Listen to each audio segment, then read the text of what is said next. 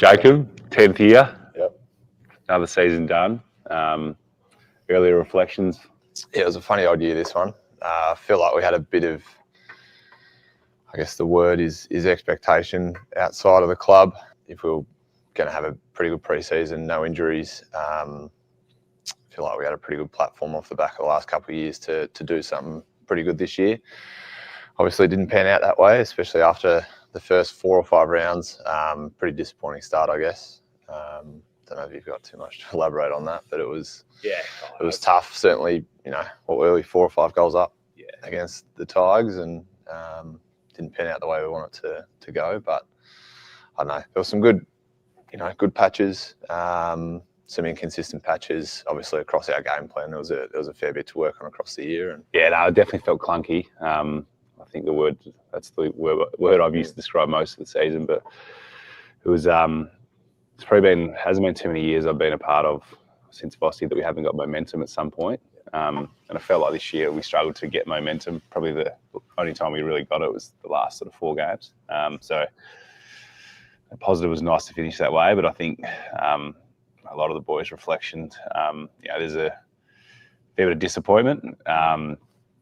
And in a way, I reckon we look at it and I don't know. I'm always an optimist, as you know, but it was hard. Like I found it really challenging at certain times, just because I suppose you got outcome focused, which I know we've chatted about a bit, and I feel like that's where it really turned in the sort of last 4 or 5 weeks that we really brought a lot of energy to the place when there wasn't a lot of energy outside, which I think was a big lesson for us as leaders, but also as a playing group that we can control our own energy. And when we did that, we actually played with a lot of freedom, a lot of joy, and as a result, I reckon everyone started really love watching us play again. We've got some games into some younger boys as well, which it's hard when you obviously want to win games of footy, you want to win finals, you want to be there in September, but as you sort of mentioned, that back end, we need to find some purpose for those sort of last 6-7 weeks, and I think we did that as a club. The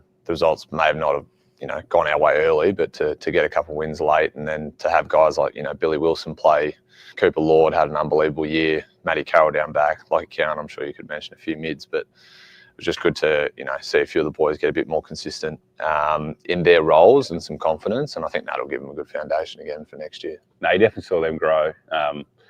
And I reckon, like you talk about energy and excitement, like when you see them play, especially I reckon a lot of them got their first win probably the Melbourne game. Seeing them smile, I reckon it really makes you reflect about when you were a young fella. Yeah. Now they're a bit older, but also probably made you think of people that actually helped you along your journey, and probably made us reflect about how we can really help these guys and build a lot of energy, and I suppose harness their energy to understand why we still play. Yeah. And that really helped me. I felt like at the end of the year, 6 weeks ago, I reckon a lot of guys would have gone in the season a bit unsure.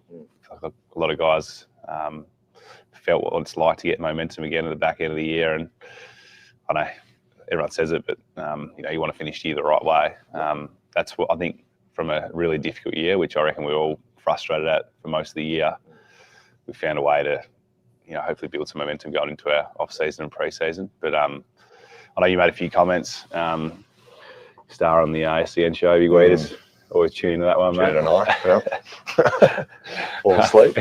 No, I don't mind. Listen to you, Weeders. You don't mince your words. So I know the big one you said, like obviously when you go through a tough year, there's a lot of external commentary, but I know you made the point of whatever happens will happen, but if you're with us, we move on forward, and might be a bit more blunt than that, but just want to elaborate a bit more. Yeah, I mean, it's one of those things, like the nature of the game is movement, and there's going to be players and coaches, and across our journey so far we've had a lot of movement, and we've probably preached stability over the last sort of 3 or 4 years, and I think naturally, and you can probably only speak for the playing group as a player and as a leader, you want to feel connected, you want to feel safe, you want to feel trusted, and trust is bloody hard to build, as you know, at this level, and it's very, very easy to lose, and we've got to have some alignment, or absolute alignment on where we want to go and what our purpose is. And like the obvious ones are premierships and wins, but what do we want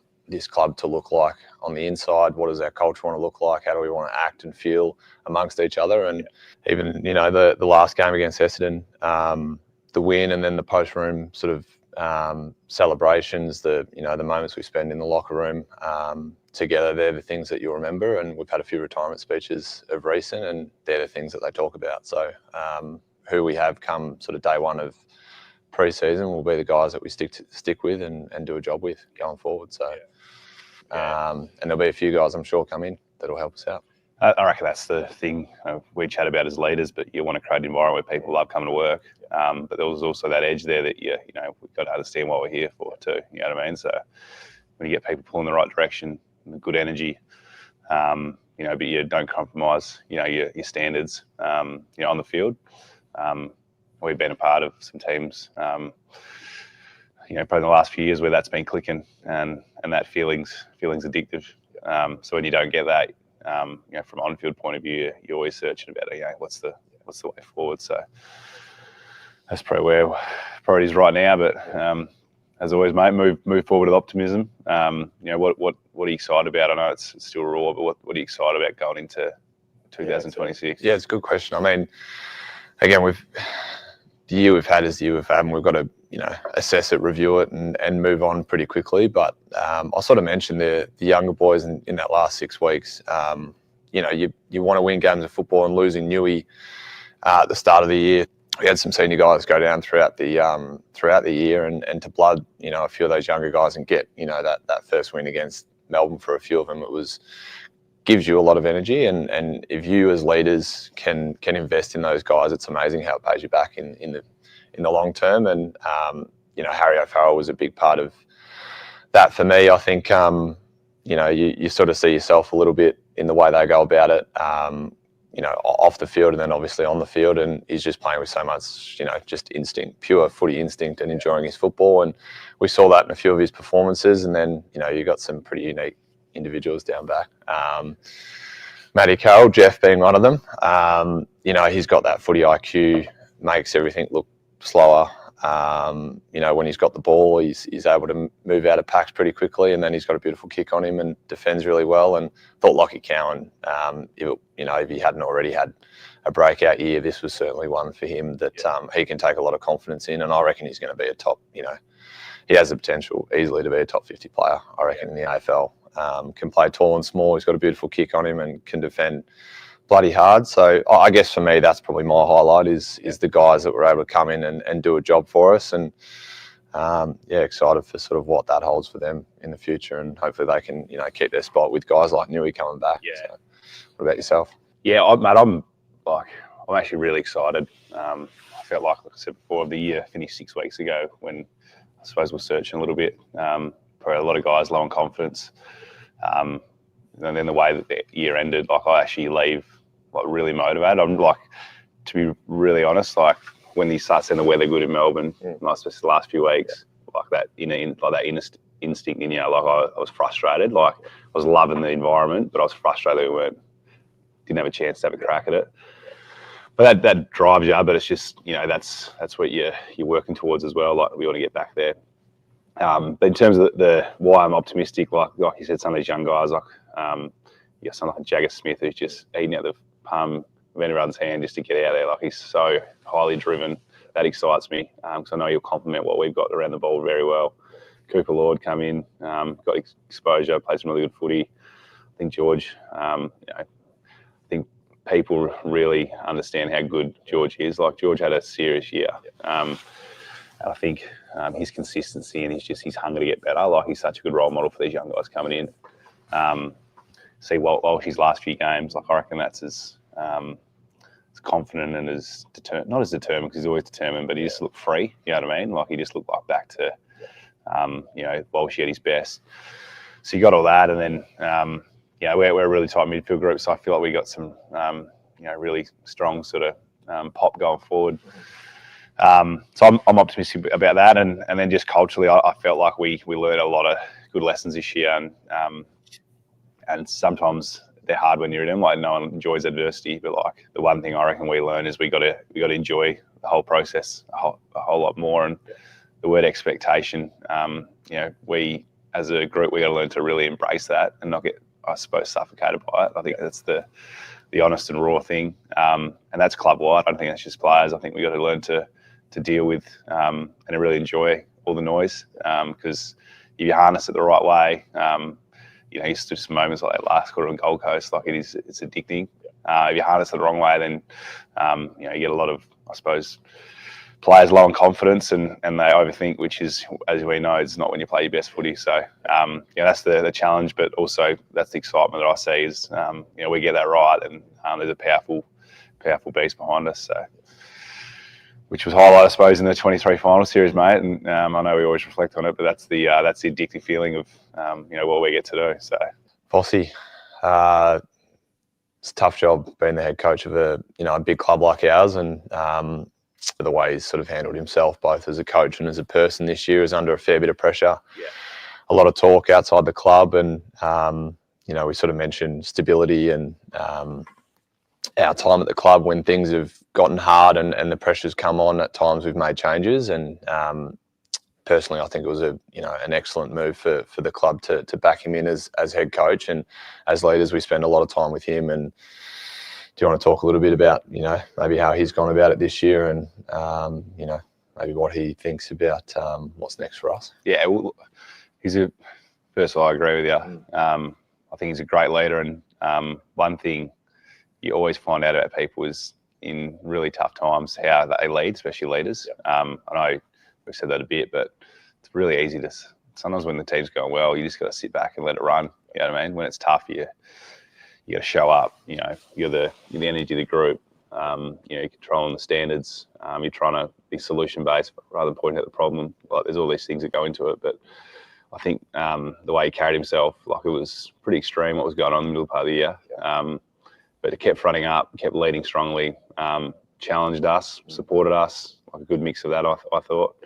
Some really honest conversations. And then I think at the back end, I feel like the last 6 weeks, I think he learned a lot about the group as well, in terms of the joy and the fun and the excitement, and harnessing all its energy that we shifted. And I reckon he really enjoyed his coaching the last 6 weeks. I know we've had some good chats with him, but that was great to see. And then the boys enjoyed it. But it is a tough job. But I think the more we talk about, like I said before, the expectation of that, the more we normalise it and realise that we're a footy club. A lot of stakeholders, but at the end of the day, we're a footy club. We come in, have the right energy, build the right habits, have the right standards. Yeah, I mean, we could probably go along the lines of Walshy's comments. Was it post-Port, I think?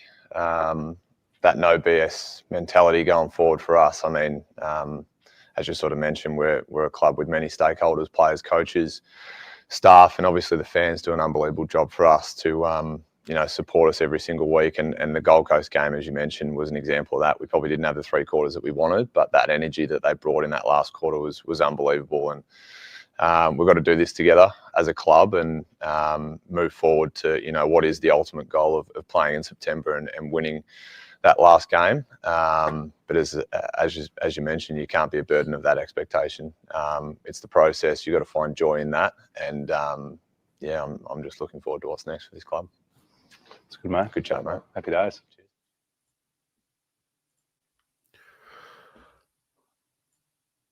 Wow. Hey, Jono. Hello, mate. Good to be with you. That was different.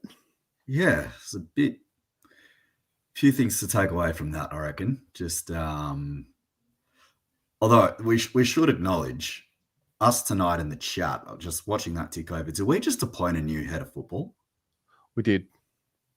Congratulations, Joel. Well done. Got the gig. Hey, I will not have any Joel slander. Joel keeps us all back to reality. That's what Joel does. Well done. Getting back on track. That was really good. It was nice to good to hear them chat it out. You'd love to hear them speak, openly, candidly, without the cameras on, and just know what they're really thinking. But that's probably as honest as you're going to get. And I think from what we've seen so far this week, from the little snippet of Vossi from the clip that they put out from him yesterday, and then Vossi on the radio today, and then that video just now with the 2 leaders, it's good. I think particularly after the season, and then the week that sort of preceded that, which was an absolute mess from start to finish. It's nice to see some of this content start coming out, and I guess you can say owning that they didn't do what they'd set out to do this year, and better late than never, but they're saying like, yeah, we failed to meet our standards this year. Look, no matter what anyone from the club says between now and March 2026, I mean, talk is cheap. So, like, that's a starting point. Oh, yeah, 100%. But I don't think I've seen anything like that from the club. No, I don't think we have. And I think everyone's just really conned on to the whole no bullshit thing, and like it's enough being nice. It's like it's enough trying to sell a nice message. It's time to get with the program. Well, I don't think I think we're now at this stage. We could talk about selling it, but no one's buying it. There's two things. First of all, most people are still renewing their membership, but secondly, no one's buying the words. Of the themes that they just brought up there, what stuck to you? Because the thing that stuck to me just then was the part around the expectation and the reference to suffocating from it. I haven't heard that too much from club, if at all. I think that might be an acknowledgement that they did suffocate under the expectation. Yeah, which has been an underlying theme for God knows how long. But I think on that, the one thing that Cripper said was about just embracing the noise. And I think I've spoken about it a few times on this show with you about how we don't think our players realise how much of a privilege it is to play for the Carlton Football Club, and just knowing the size of the army that is behind you and that will back you into the hill. Yeah, there's probably a few, a small contingent of supporters that are actively want the club to fail, but 99.98% of people who say they barrack for the Carlton Football Club will back you into the hill, and every single person that puts that jumper on. So it's such a privilege to be able to run out with that monogram on. And we're going to find out a lot in the next few weeks about who's really wants to wear that monogram and have that privilege and responsibility of representing the masses and really being part of all of this. So it's good. It's good to hear them speak about that. And I think they're finally starting to get it in as well, just about playing for Carlton. And you've probably heard some of the rhetoric, mate, about how there's some parents that have gone like, oh, I can't believe my son's like, yes, my son's been drafted to Carlton, but like, oh, what does being drafted to Carlton come with? You probably hear that. So it's nice to hear 2 leaders speaking about the fact that they get it. They just wish their teammates will. And I think from what they were talking about, what they've seen with some of the younger kids, particularly in the last 6 weeks of the year, that I think they're starting to get it. And yeah, they're still kids. They're still learning their games. But I think from what they were trying to say, that they've made of the right stuff. Yep. Time will tell. Time will tell. We are going to get through and unpack the week that was tonight. We lost 3 coaches. We lost 2.5-ish players. We'll touch on the half, depending on how you look at it. Coach came out this morning and spoke about everything pretty clearly. Coach also came out today and spoke around his philosophy of the game, which I didn't put in the video earlier today, but we will take a listen to it shortly. And I think I didn't say this. I didn't send this to you in the text around the agenda, but I think we have to spend just a moment to talk about the girls, mate. The fucking women, mate. They were brilliant last night. They were brilliant. Good. I spent the day at a local footy grand final. Unfortunately, Ajax got pumped by Zavs. Your mate Sam McClure was moving the magnets for the Zavs. So I did hear about this. The coach McClure, yes. So he was moving the magnets. So congratulations to the Zavs boys. They got one of the 3 grand finals they were playing yesterday. So nicely done. Come home and watch that. It was unbelievable. It was a really good watch. They play footy the right way. Yeah. I really do. Yep. All right. Let's begin. Should we? You know what? Let's just begin with Charlie Curnow. I'm gonna start with what the coach said around Charlie Curnow, and then we can continue from there. This was today on SEN. We want to know about. Sorry, King, just before you jump in, Curnow's the biggest name this trade period. Like, did he ask for a trade in his exit meeting? Open was more the language used, and obviously from our position, it was it's pretty clear. So it's we don't feel like we're certainly in that position to want to go down that path. That position was well and truly communicated back to him. And then obviously from that point on, we sort of moved on to other topics and sort of talked about his year and how we can make him better and get back to that striking form that he had only 12 months ago. What's his issue? There's been talk that he's disgruntled with the club. There may be some animosity between him and the footy club. What were his reasons to being open to break a long-term contract? No, I don't think it's worthy of going into detail outside of that. We've had a tough year. He's had a challenging year. So if you look at sort of the year he's had, and we can sort of wash over it pretty quick and just look at what happened towards the end. But he's obviously had 3 surgeries over the course of this year. The first one happening about round 17 last year. He had his ankle surgery, couldn't get going pre-Christmas. Then had to have his knee, and that sort of restricted his post-Christmas period as well. Came back on some good prep, not great prep in terms of the time he was able to spend back to try and get himself ready, and then obviously ended up spending 18 games, but obviously never hit the highs that we would have loved. And in some ways he was actually just starting to get going, and then he got hurt again and finished off the season. So it's just been a tough year, mate. We've all sort of felt that, but I imagine our players have felt that as well, and we're all pretty determined to change that. Right.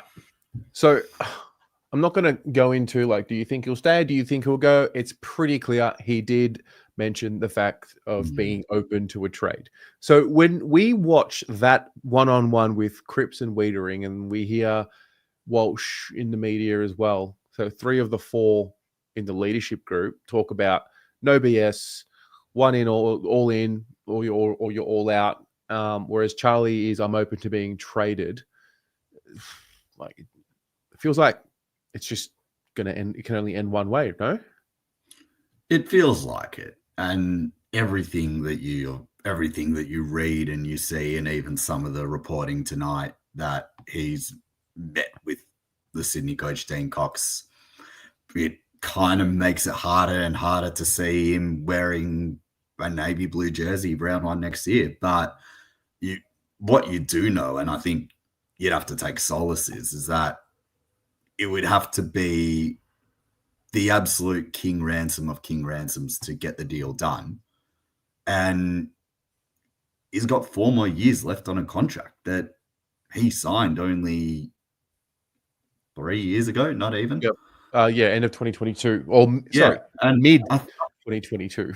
Yeah, and just on the language, right? I think you're seeing this a lot more in player trade period, which is a whole other discussion that I don't really want to get into at the moment because it can derail the whole show. But you're seeing a lot more players go like, oh, I'm open to the idea of a move, and I'm open to the idea of being traded and seeing what's out there and seeing if the grass is green on the other side. At the end of the day, it's all, I think I said this on your show a few times, like there's going to be times when there are 45 players on a list, 22 or 23 of them are getting selected to play in the seniors every week. Of course, some of them will be playing in positions that they don't want to play, and some aren't getting a game, and they'll be like thinking like, I could be playing senior footy in my position somewhere else here, or I can be getting the ball kicked to me properly in another team. Like, I'm gonna obviously have a look around and explore. It's like, things happen, and as Vossi put it, with Charlie, just to bring it back to that, he had a awful year. Amazed that he got out to play as many games as he did. Played the 18. Hardly had a preseason, and then having to deal with that delivery. I'm amazed he kicked as many goals as he did, because considering the lack of prep and considering the delivery that he got. So he hardly got going, and the team also hardly got going for him to really get in full flight. So I can understand him being frustrated, disgruntled, all of that. And if he does one out as much as it's as being reported, then okay, you're probably, as a club, you can publicly say, no, not interested. Behind the scenes, you'd look at it, but you also know, and I'm sure Charlie would know this as well, that it will have to be the mother of all deals coming back the other way for Carlton to even consider it. Yeah, fair. I don't know. I don't know if he can be in the leadership group moving forward if he's going to really stay. Personally, after really hearing the direction of the way the coach is talking, the way the other leaders are talking, it's just the elephant in the room at this point. And 7 days ago, I was like, "Nah, believe Charlie. He would never lie." Like, so yeah, it's interesting, but like, how many times have players walked back into footy clubs after saying that they want to trade? Yeah, and that's the other thing as well. So Gibbs, 2016, wanted to go back home. Club held firm. He ended up having his best season, arguably, of his career in 2017, and helped us secure that extra first-round pick, which, ironically, we split and we used to draft DeConey, who was also leaving. So, yeah, I think I see a reality where if it doesn't happen, Charlie has a great year next year and is a professional and, has to get on with it. But, yeah, I'm just mindful of the conversation getting a bit too repetitive. So, yeah. Well, this conversation will bob up at least once a day between now, what are we? We're the 1st of September and October 15th, which is the end of trade period. Oh, one more thing about Charlie from that I don't think's been raised. He also won 2 Colemans under this coach. So there's this narrative that sometimes gets spurted out online, like, it's the coach. Well, same coach that coached him was there when he won 2 Colemans. So, I mean, you can pick and choose where you want your argument to sit. These are men, and these are, late 20-year-old men, and these are professionals. Yeah, 100%. It will be interesting to see how it shakes out. I agree with you with the sense that he shouldn't be in the leadership group, but I think that's going to be shaken up anyway, like in terms of a few positions being handed over. It's just going to it'll be interesting to see sort of with the direction and how it all, like, which new breed of leaders stand up. Well, this ain't a leader of the club. It's just not. So look, it's like the inevitable thing, and we'll just wait until it happens and just report on it and document it each time. Next one. What did you make of the difference in what was your reaction, the difference in your reaction, and those of you at home as well, to the news that we would lose DeConey compared to the news that we would lose Jack Silvani and how that played out? I'll do decoding first before Silvani. Sad but not surprised. Sad that one of your boys are leaving. And from what you've seen him put in all year, as much as he could play for the Jumper, is one of the guys that you've brought in with that young crop, developed, and you can't really begrudge him from taking that big an offer. Like if someone's offering you $1.8 million by 8 to do the exact same job that you're doing now, but for another workplace, of course you'd look at it and probably end up taking it. So you can't really begrudge it. I'm sad because he is leaving our club and we couldn't cultivate an environment this year which made him think, as good as that money is, things are going to be really good here and I'm going to stay. Even though it is for less, I'm going to stay here and be all in here, can make the money some other way. Yeah. So and Jack? That's the part that's really sad. Jack's also sad.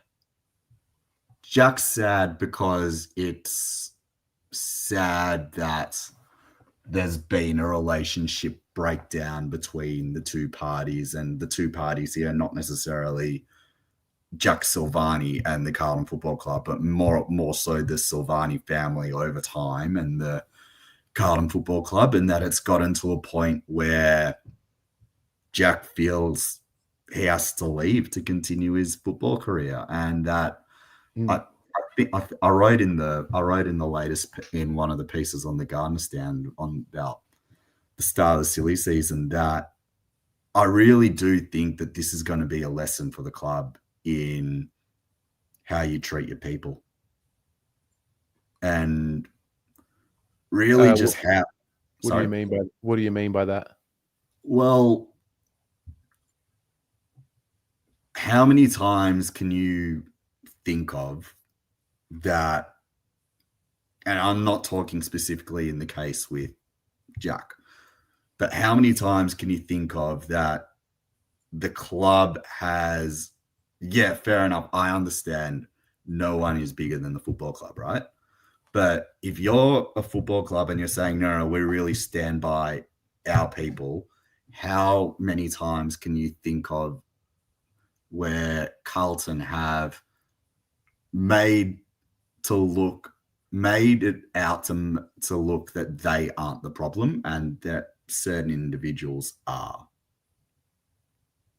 And whether it be a player or football department staff. Well, how does this tie to Jack, though? So this ties to Jack, and I can understand it ties to Jack in the way that you look at, there's the line of, obviously you have the Silvani family and what happened with Steve, and I can probably get from Jack's point of view, there's the club going like, he's a Silvani, he loves the club, we'll sort it out late, he'll fall in line because he'll never leave, right? And then on the Jack side, there's probably a little bit of Silvani arrogance. I'm royalty, I'm a Silvani, I can get what I want a little bit. But where do you think, because there's an inference of Jack's been treated poorly. I've seen Daryl Thomas refer to it. When?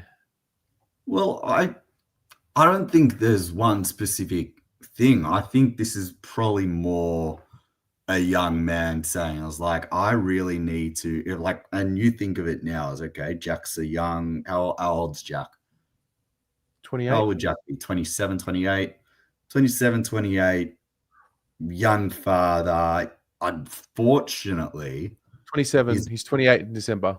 He's 28 in December. Unfortunately, his body hasn't allowed him to play a full season of football yet. Yet on let's call it a 7-week patch where he played great football, he's going to cash in and say, it's like, well, this is probably my one and only chance to make a paid, make it. But doesn't that whole philosophy, doesn't what you are just saying there lend itself to the whole philosophy of if you're not club first, then we can't accommodate to you if you're the individual? It Like, does. yeah, he's a young father, but so is a lot of the others in the team. Yeah. I'm more so coming at it from the line. Like George Hewitt gets paid less and he's a better player. Yeah, I'm more so coming at it from the line of he's probably seen so many things go on at this football club from way back. Remember how long would Jack been in the room? So he's probably seen things in the club that, yeah, you can say that cultures will change and people change, but he's probably seen things that are ingrained, right, in the Carlton Football Club. And he's seen probably things happen to his dad, is probably things happen to his brother while he was at the club, albeit fleetingly. And it's probably gotten to a point where he's just like, you know what? It's probably the right time for me to cut ties and move on. It shouldn't get to a point where a club legend, so, and in this case it's Jack's dad, doesn't feel welcome to come into the rooms for his son's 100th game, or just doesn't want to come into the rooms because he feels like he's been wronged by his football club. I can understand there might be a conflict of interest there because he's working at it, because he's got an employment title at another football club.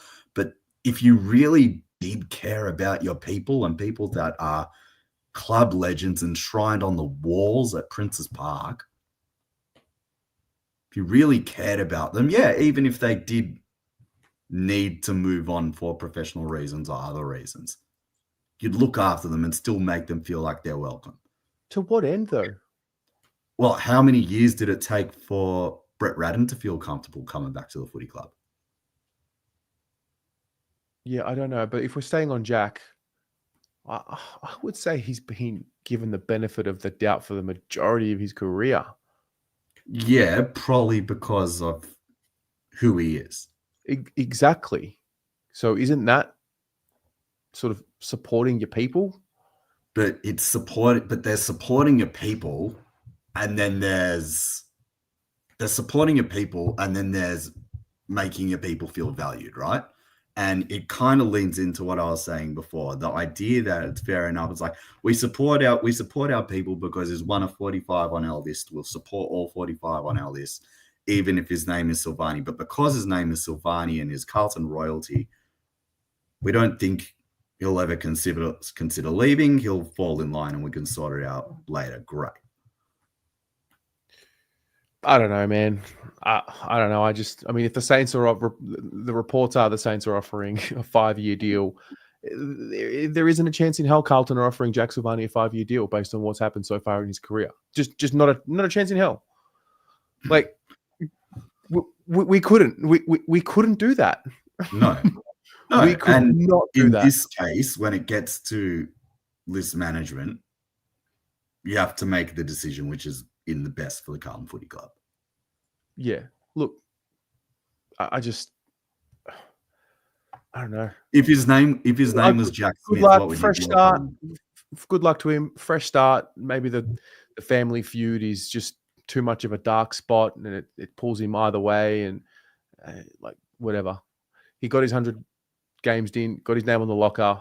That's a big honor apparently. And 100%, and just 100%. And just to clarify, like I'm not saying that, you know, they won't ever come back to the footy club. Like this is a relationship that it's not broken, it's not tarnished, it's just fractured at the moment, right?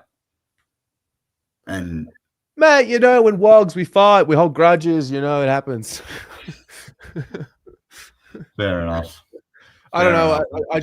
It got to a point like, yes, I feel a little sadness because the family history, But at some point, there's just a limit to how much. Like, if you're not in, you're not in. If you're out, you're out. If you don't believe in what's going on, and again, ultimately, not that's to, what it comes down to, right? yeah, not to distract away from the point that the club has had serious failings as a football club as well. So this isn't just Jack Silvani's fault and De Koning's fault and Charlie Curnow's fault and a bit of petulance and entitlement. Like, there's a bit of that, but it's a bit more nuanced and complex because the club are also at fault for what they've done with their decisions that they've made over the last 5 to 10 years.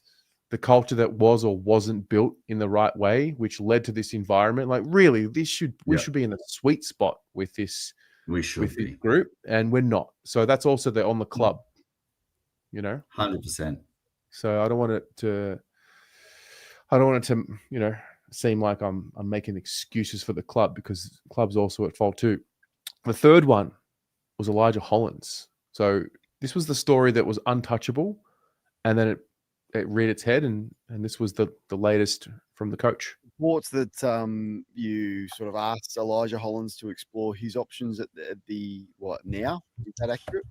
Yeah, that's correct. So obviously, in that discussion was up to you to be able to look around and find out is another place suit you. So that's obviously a discussion that we had with him, and he's clear on where we sort of stand with that. So it's up to him to be able to go explore those options and what they look like. So it would be about ability, Vossi, with him, because when he plays, he's shown something that you don't have. So you're disappointed with off-field stuff that's led to this?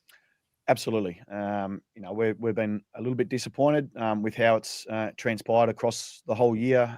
He's been quite an important player to us, and he's over the course of the previous year, he obviously had a real influence on the way we played, but the year hasn't gone the way we want it with Lige, and I guess the conversation was to, if there's another place that is going to get the best out of you, mate, then this is the time to go look for that.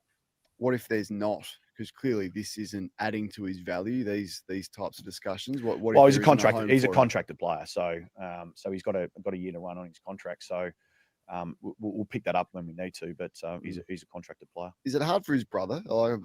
Because brothers can be close. I'm not sure to what level. How have you dealt with the family situation with this one? I think the personal nature of those conversations, Kane's best to be left at that. Obviously when you've got your brother there and you want him to be there beside you, it's always quite delicate. I've always just taken the view, just be open and honest.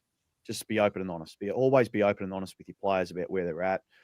I get, if there's any frustration I have from an outside viewpoint is that there's this one conversation, this one exit meeting, this one, communication, this one coffee that I had with Graham right down the road. I mean, like, good communicators don't communicate once. They communicate ongoing.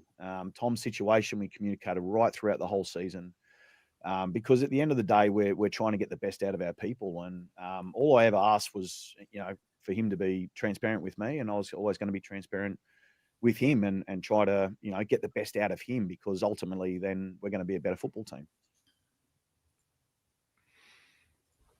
Just another layer of this new language, which is really just normal English language, but it is. What do you make of this one? Well, again, I reference the whole looking after your people thing, but in the same breath, like, how many times can you give someone a chance and let them break your trust? Which I don't want to get too deep in the rumors about what's going on here to get us to this point, but it sounds like there's been trust broken not once but several times, which is said it's like, you know what, we've tried our best to look after you as best as we can, but you need to decide what your priorities in life are, and we don't want it to be here. Yeah. I was surprised at how candid he spoke about the situation. I don't think he said anything bad. I don't think he said anything that was disrespectful to Elijah. If anything, I think the club's been overprotective of Elijah and let the season play out and protected the conversation to a degree, maybe not so much at the very start because the rumors did fester. Yeah. And now we get to this point where, it's been told to seek a trade. Best case scenario, he's contractor player, therefore going to get a pick for him. Worst case scenario, he stays on the list. And I don't think he'll stay on the list. I think if they can't get a trade for him, there'll be a Lockie O'Brien style delisting. Yeah, I'm with Bucky. Good evening to you. I'm with Bucky here. I still don't know why he got a 2-year deal. But we throw them around, throw them around really quickly. And that's the other thing as well that gets forgotten. A 2-year deal is a real sign of faith. It is. And security. You don't have to worry about stressing in a year's time when you sign the extension. Just keep walking on eggshells. Maybe that lends itself to a broader conversation. Like we did the same thing with Charlie. We do it a lot. And clubs do it a lot because they want to show the player that they're backing them in, backing their families in, giving them the security, only for, 12 months later, the whole scenario to be flipped on its head. Not even 12 months later. Not even, because he came in on a 1. Came in on a 1? Yep. He came in on a 1. He signed a 2 after good footy. And, everyone's like, probably earned it. But then to Bucky's point, it's like, well, you're coming in, we're giving you a chance signing you up here. Properly take it. And it looks like he hasn't. And look, there's probably a 2% chances at the football club next year. We'll see. He signed the 2-year, the announcement of the 2-year extension came on the 28th of June, 2024. So that was that. All right. There we go. Chris Davies. Potentially, look, yes. It's not official. There are strong reports that he is going to be the next head of football. Port Adelaide released a statement saying that he had officially resigned from Port Adelaide.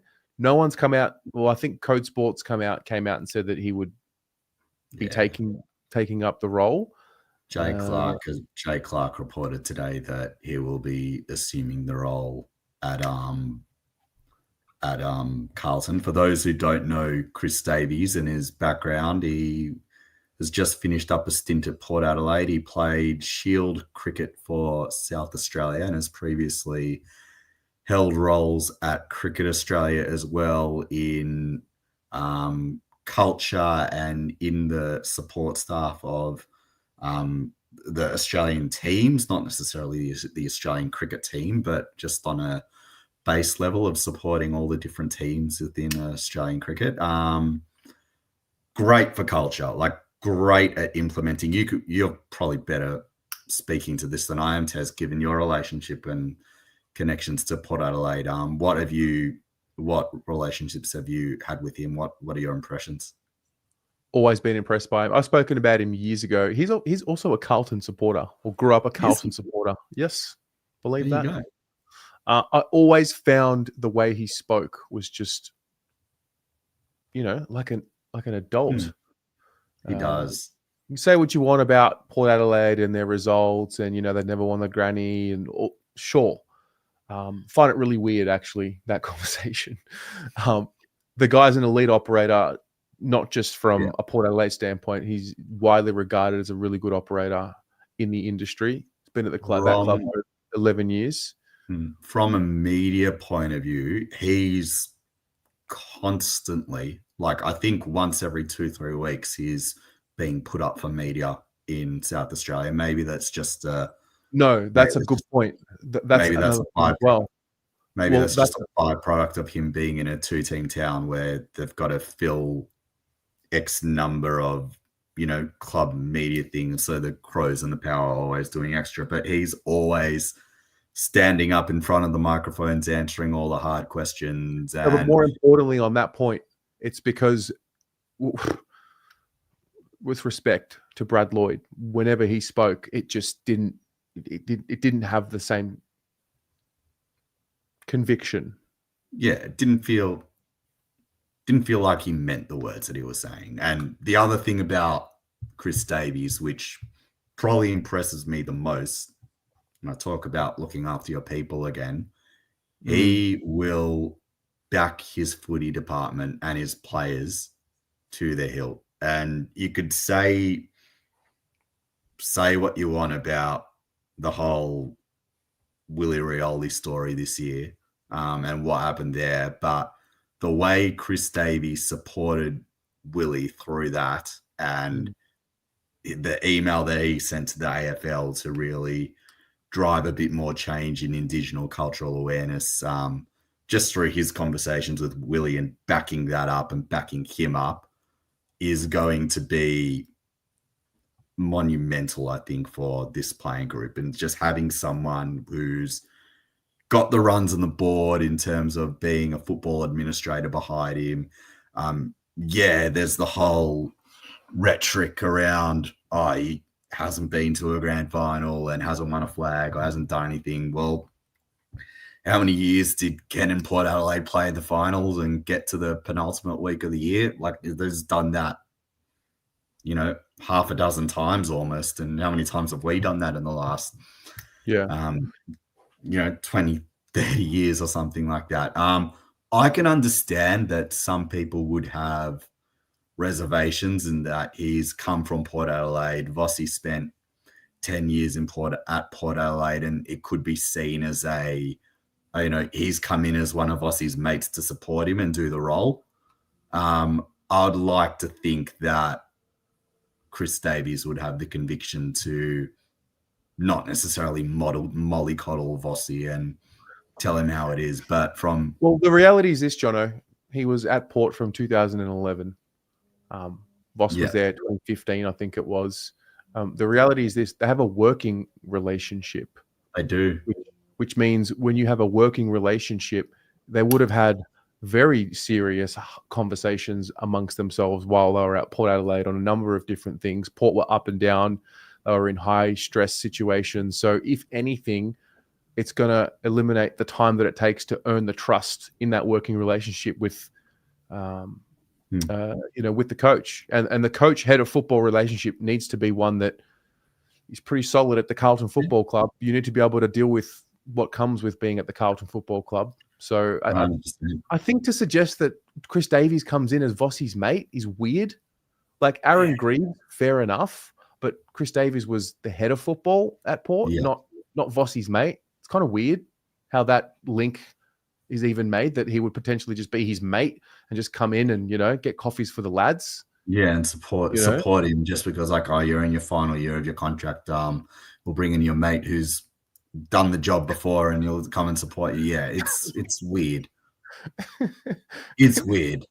But who thinks of that? People with way too much time on their hand and looking for another reason to not enjoy an appointment for what it is. Because this is a really good one when it does get confirmed. Anyway, this is a really, really good appointment. It's really just a simple question. The equation is, can we make an improvement on what we had? Is he going to be an improvement on Brad Lloyd? We'll see. Let him get appointed first, but that's what he needs to be. That's exactly what he needs to be. And he will. Yeah. One more thing around the philosophy. This was from the interview today that Voss had. I'm going to play the audio. So just bear with me.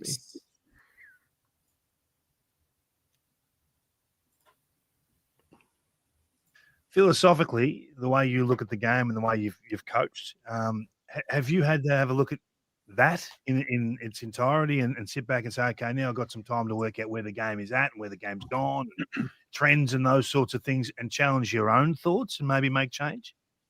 Oh, we have to adapt and grow and evolve. I mean, that's a given. I mean, every single year we've seen the competition, how it's moved, and we're talking about here before. It's a two-tier system. Like 8 teams that win 15 games, and the rest are trying to catch up.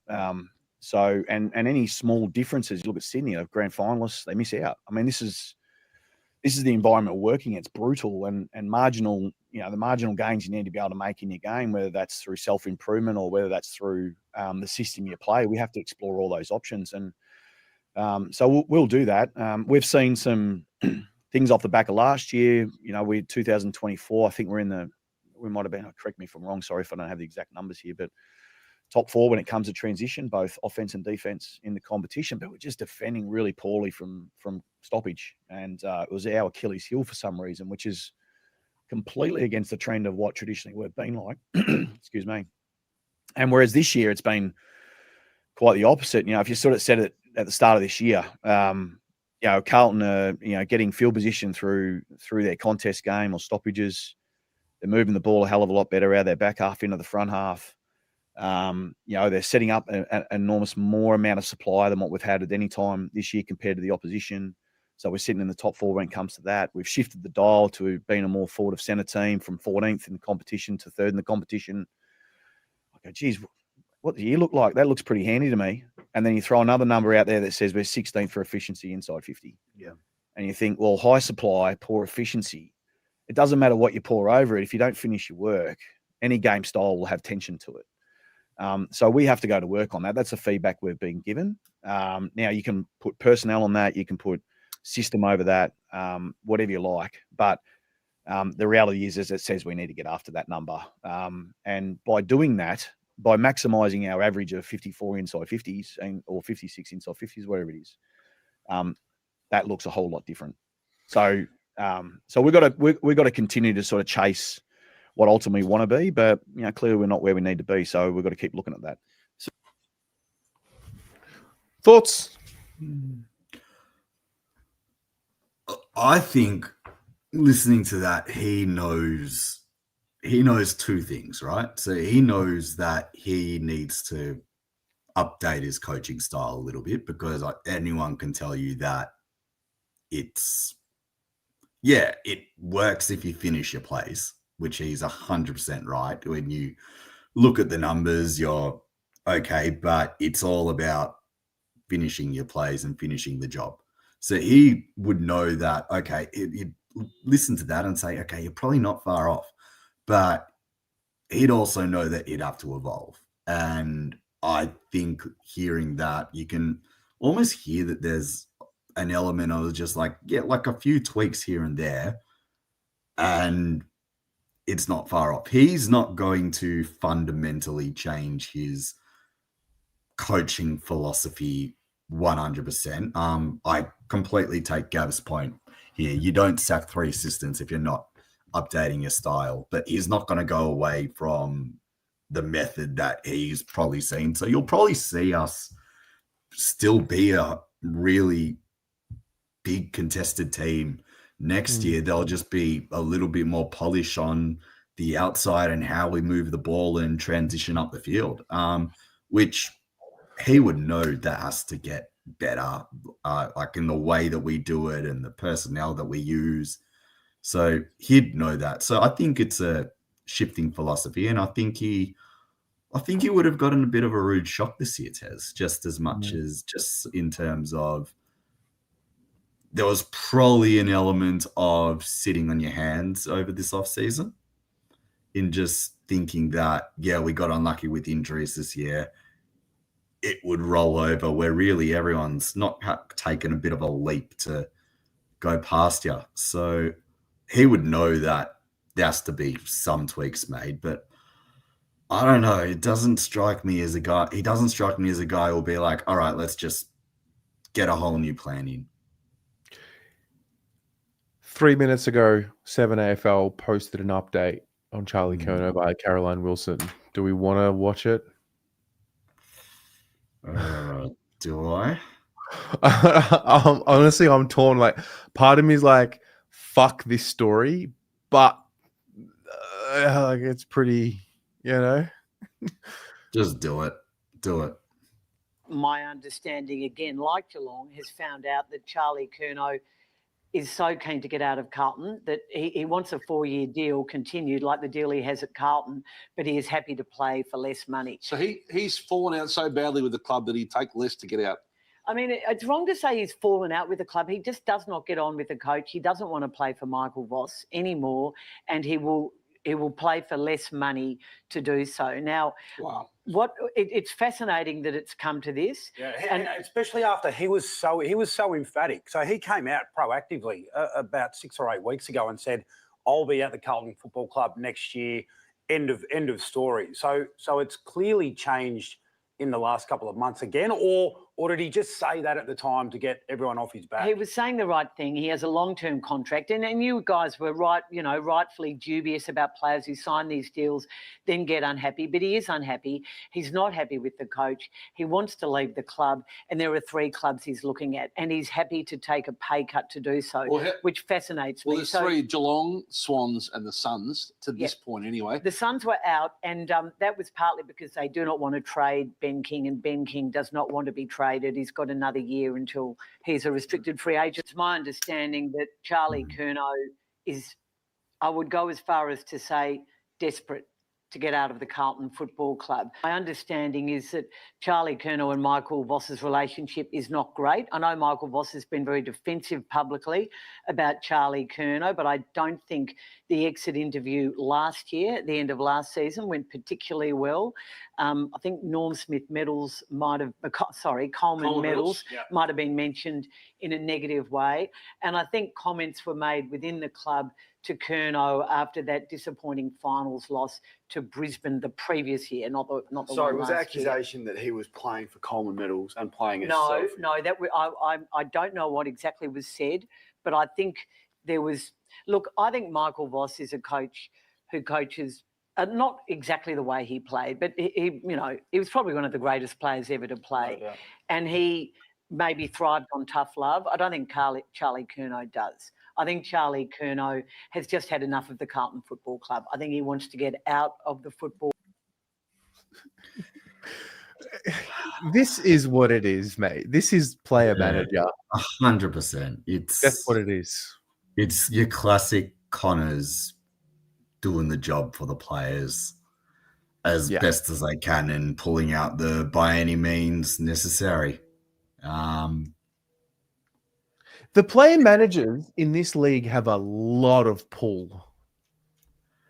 They do, and there's not enough money in the game for the managers to wield the power that they do. There's not enough money in the game for the player managers to wield. Okay.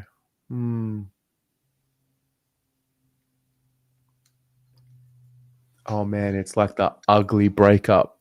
It's a toxic, ugly breakup. Yeah. It's almost as if the manager's driving it more than the player at the moment. And like, fair enough, the player has. So I agree. However, the manager doesn't get to do such work without the blessing of the player, right?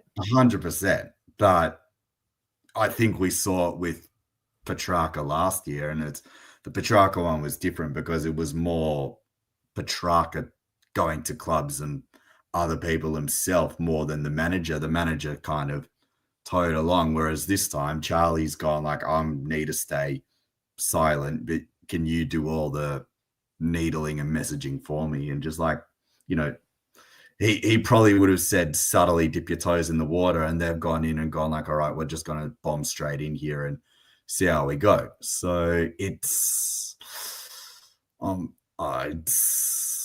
you'll be talking about Charlie Curnow a lot, mate. How many videos have you done already? There's probably going to be about at least 15 more. Interesting. Yeah. Interesting. Yeah. If you had to call it right now, is Charlie playing for Carlton next year or not? I don't believe he will. Honestly, I mean, you guys that were watching last week, 7 days ago, I was like, no, Charlie came out and said, I'm going to be here. You know when it turned? When the exit interview happened and the reports around he asked for he was open to a trade, and then it was confirmed by the club. That's when I turned immediately like, oh shit. this guy wants out. But I was willing to give him the benefit of the doubt, and my default is to support the player. and until I'm proven otherwise. And I thought I was just. Also, he's a leader. I think we throw around the word leader gets thrown around way too easily. Like, don't take up the job in the leadership group No. if you're not there, or if you have any. Unless something so bad happened between the 28th of February when he was in the article and featured in the article, and the end of this season, then again, so I'll leave space for that unknown. Well, what happened between the 28th of July when he said what he said and now? He didn't play the last 4 games. He got hurt, so that's probably a small factor, but who can you really blame? Can you blame the coach for that? Probably not. Yeah, it's an interesting one. You want to see the player managers lurking around the Coates Talent League. They get them young, unbelievable. Yeah, which is interesting considering the restrictions on you're not allowed to actually sign them, right? Bucky, I know your boy's playing Talent League this year, Bucky. Is that correct? Or he is. So yeah, so it's interesting the way that all works in that world of just silent deals and handshake agreements, and you can't sign yet, but once you are eligible to sign, we've got you, and don't you dare come in here and all that. It's interesting. Well, can I ask you? Yeah, I was going to say the club is just going to play the game. Play the game now. Yeah. Play the game of hardball while the manager plays dirty ball in the public. The manager's obviously feeding the media. 100%. And as I said, it'll have to be something exorbitant coming our way for us to even think about it. Otherwise, you're blamed for Carlton next year because you're contracted. But say he does go, right? Say he does go, and you've got a situation where you've got a coach entering the final year of his contract, coming off the year that he's had, pretty much coaching for his life every single week, and you've just traded away his biggest asset. Well, is he the biggest asset if the guy's not committed? Fair point, but I would say behind maybe a Wiedering, who's your most important player and the one that you can't afford to lose the most, he's probably the one that is most likely to win you a game. In theory. Yeah. But Harry's actually the one that's done the winning of the games off his boot. Yes, that is very true. There's a long conversation to be had about Harry and his year as well, but we're going to run out of time. I don't know. I just think it puts us in a very interesting position with the coach if he does leave, because then what are you doing? What's that saying to Michael Voss heading into the last year of a contract where he knows he's coaching for his life, but is losing one of his biggest assets to winning a game? I don't know. You can point to the fact that he won 2 games at the end of the year without him, and he has won a few times without him. But really, you said it before, Charlie's won 2 Colemans under Michael Voss. Has played his best football when fit under Michael Voss. And hypothetically, if he's not there and we have a poor start next year because something's not working, and this asset that you have. The asset is the valuable asset when he wants to be around and when he's committed and when he's focused. He didn't have 9 businesses in 2022. It was all about football because it was taken away from him, and he was locked in and he was focused. And again, he was playing for Michael Voss at the time as well and seemed to be getting along just fine. Yeah, that's a good point. That's a good point. LS with the $5 says Charlie and leader should never be used in the same sentence. Leaders don't sulk when senior figures hit them with a couple of home truths. So do you want Voss to be honest with his players and brutally honest with his players, or do you want him to say, oh, but we talk differently to Charlie? And again, you can't. At some point, you got to fall in line, especially when you're a leader. At some point, and maybe Charlie's not. Maybe it's just more of a get out of Australia, freshen your mind up, come home, get you out of the leadership group, and maybe that'll get him back on board. Or he really just wants to get out, and this is going to be a really ugly play out. The club's going to hold this strong line of nah, and they should. Like, 100%. you shouldn't want the club to say on the 1st of September, yep, he's open for trade. You want the club to be saying, under no circumstances do we want him to be traded. Because if he is going to go, we've got to get the best deal that we can. And then some. Yeah. You don't just trade out your best player for speculative picks, even if they are right up at the pointy end of the draft. Yeah. It's all speculative. David King, put your hand out. You got to put your hand up. It's the phrase of 2025. It's the best phrase of 2025. I don't know where he got it from, but he's nailed it. Indeed. Jono, I think we might leave it there, mate. We could keep going, but fuck. It says a lot that there's 8 teams about to run out this weekend to play in a final, and yet all anyone wants to talk about is the Carlton Football Club. Yeah, true. There are games that actually matter in the pursuit of the one thing in our game that matters. And all anyone wants to talk about is, where's Charlie Curnow going to be playing his footy next year? Fucking hell. That's Carlton. It is a pleasure to have you. I appreciate you spending your Monday night with us. What's on the horizon for you? Gardener stand. What do we like? Have you got something in the pipeline? What can we look out for? There's spoke about this on Pommy's show a few times, but I'm currently trying to fix the disaster that is the structure of AFL lists and the way that they are put together. Did you know, Tez, that Jack Gunston was All Australian this year and he's actually on the rookie list? I did not know that. Yeah, he was delisted by Hawthorn, who then committed to redrafting him as a rookie to free up a list spot. And he made All Australian, kicking 60 goals.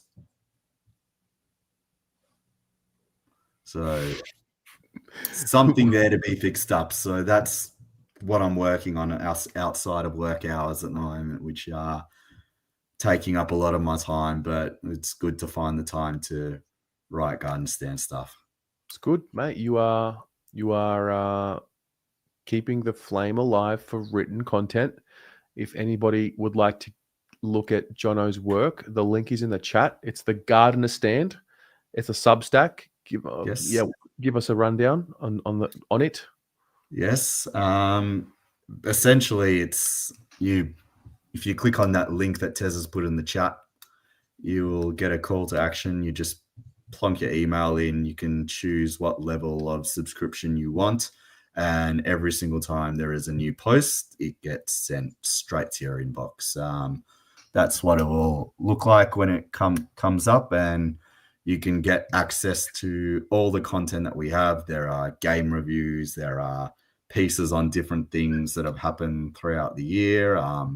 There will be plenty of off-season content. There's going to be a series with Pommy starting soon, looking ahead at some of our NGA boys and young Harry Dean, who will be entering the football club during the draft. So doing a bit of profiling there and what we really need in our list moving forward, and looking at different contingencies, but really just my musings on the Carlton Football Club, and with a few special guests here and there and a few interviews if we're lucky as well. So thank you to everyone who's signed up so far, and to everyone else, we're looking forward to having you as part of our community. Mate, love it. Good stuff. Ladies and gents, no bullshit. Did you notice the new guy? Did you notice the new guy in the thumbnail? Yes. Yeah. Yes. I've noticed some guys move to the back as well. Who? Oh, Someone who's got a foot out the door, or maybe he's always been at the back there. No, so Charlie and Walsh have always been there, but it usually sort of sits like that, so you don't really see him. De Koning was sitting where Zach Williams was, and so yeah, shout out to my graphic designer Luke Barton, who just quickly fixed that one up. If Charlie's to go, who do I replace him with in the front? Oh, who do you replace him with at the front? Is Ollie a safe bet? Ollie Hollands? That's a safe bet. Like, he ain't going anywhere. I reckon it's Cowan. So it's basically it also has to be players that were photographed in the media photo shoot day. So we're talking, I think Chera was there, Ollie, Doc's gone, can't have him. I think Nick Haynes. Yeah, you know what? Nick Haynes. Well, from the worst club debut ever seen to a potential podium on Best and Fairest night. Yeah. What a sight it will be. Are you going to that? If I keep hearing the good language that I'm hearing, I might go. I'll be honest.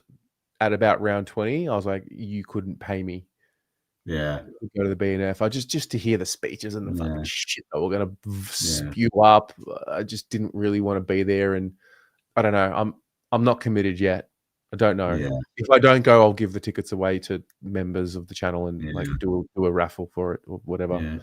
Yeah. Chat's campaigning hard for Frankie Evans to be on the thumbnail. Oh, mate, you have to ask me twice. Oh, yeah. You know what? All right, guys. Well, updates to come every day. I mean, as they come, I will continue the season review videos as well. And this Footy Friday, I'll be there. If you want, we can maybe do potentially a Thursday session. Potentially. 4-hour fan cams on Friday, Jono. It was unbelievable. Great way to spend a Friday night. Yeah. Hey, but you know what? People are passionate and they love their club and they appreciate the service that you provide them. So a serious kudos to you for being there for the people, mate. It's not many people could do it. So serious kudos, mate. Well done. I just sit behind a camera, push some buttons, mate. That's the easy part. And then you sit there and listen to what everyone has to say. It's great. All right, Jono, Laila Tov. Good night, everyone. Laila Tov.